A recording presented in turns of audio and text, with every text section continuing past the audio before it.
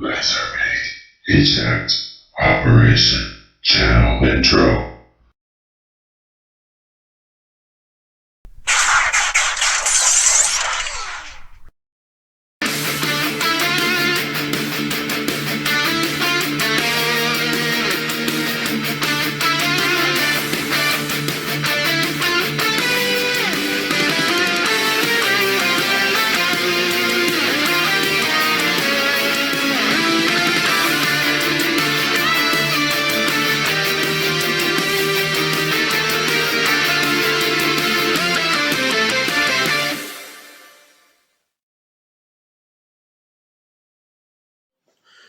Hello, fellow YouTubers. LightWC Stop Motioner here. Welcome to viewers new and old. And this is a video I've been kind of debating if I wanted to do. I've been, kind of trying to work out some of the details of it. And I put it off long enough. It was finally time to talk about Legacy and why I think some of the ideas themselves aren't really bad. It's just certain things about them that don't work. So, what I want to talk about is Bulkhead. The moment that figure was revealed, I thought Kingdom Rodos was controversial. I don't think anything was worse than that Legacy Bulkhead. People who are animated and Prime fans were not happy because they were hoping for one purely based on, Prime or animated. And the thing is, I actually don't really mind the idea of trying something new, because I already have a good representation of animated and Prime Bulkhead. So, them doing a new thing, G1ifying, I actually don't really mind that idea, and I'm actually a little tempted by it. I think the idea of having a G1 style Bulkhead on my G1 display is kind of cool. But thing is, not everyone is lucky enough to have the first edition Bulkhead.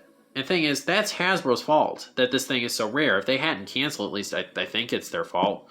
And I don't know why they would have done that. That was a very stupid decision. But if they re-release this, I don't really think people would be so mad about them trying something new with the character. Because animated Bulkhead, this one's not super expensive online.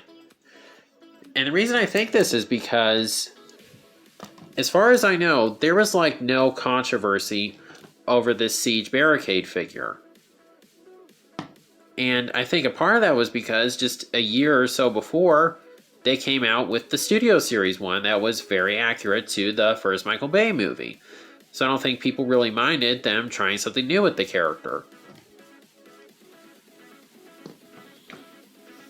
And same goes for RC in the sense, although with her, I just think that figure just doesn't look good. It's not just that the aesthetic doesn't appeal to me, I just don't like how it looks. But these two figures are still pretty good in their own right. I was kind of hoping that they could make a purely Prime RC and have the best of both of these figures in one. But I still think these figures are good in their own right. And thing is, they are expensive. These two can go for quite a bit. So, again, if they re-released one or both of these, I don't think people would really mind it so much. And the thing is, they're making a knockout that's probably going to be G1ified. And that's not really okay, because Knockout was a very popular character who never really got a really good toy. The one they made looked okay, but it still wasn't really good. So, the opportunity to give us a really good Prime Knockout, they missed it. And before you start to think I'm just, Prime fan who's slamming G1, well, get this. I heard that they were planning on making the breakdown be a hybrid of the Prime and G1 design. And I'm like, I don't really need that. I got a really good representation of Prime Breakdown. This figure is very close to the animation model. So I was disappointed that it wasn't going to be a purely G1 breakdown. And so much so that actually just a little bit ago, I went ahead and canceled the drag strip that I pre-ordered. Yes, the figure that I said was my favorite of the Legacy reveals. I canceled that because I'd rather have a purely G1. And another part of it is that I decided to make a list of G1 characters I still want to get in figure form. And I just didn't include Minosaur on that list because I just don't really feel any much of an attachment to Minosaur. Sorry if there's any Minosaur fans out there. So yeah, that's what I say the problem is with Legacy and why so many people are so mad about it. And the thing is, they could make it work.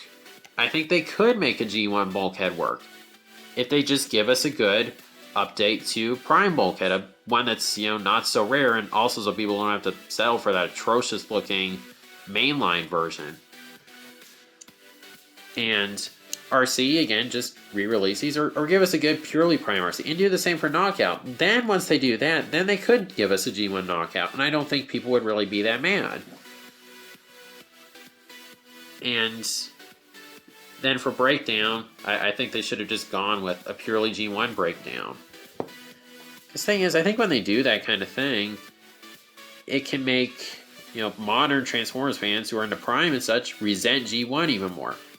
And then when they do something like doing a hybrid design between Prime and G1 Breakdown, it might make G1 fans resent Prime more. The thing is, this is a line that should have finally caused the Transformers community to be fairly neutral. Like, you know, Prime fans would be happy because they'd be getting, you know, updates to the Transformers they grew up with, and G1ers, if they didn't like it, they wouldn't buy it. And I don't think they would really mind it that much.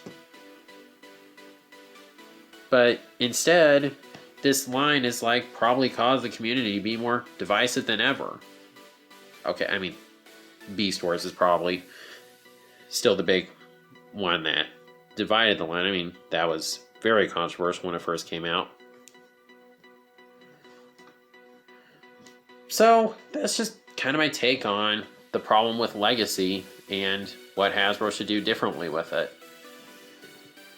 Now that's just what I think. You might think something totally different. Who knows? I might be objectively wrong, but that's the way I see it. That's how I know I would feel if I didn't have a good first edition Bulkhead and I didn't have good representations of the Prime RCs. Good representations of Prime RC, two separate figures over though. But like I said, it might be different. It might be different for you. Let me know what you think in the comments. So, if you like this video, please be sure to like, comment, share, subscribe, and God bless.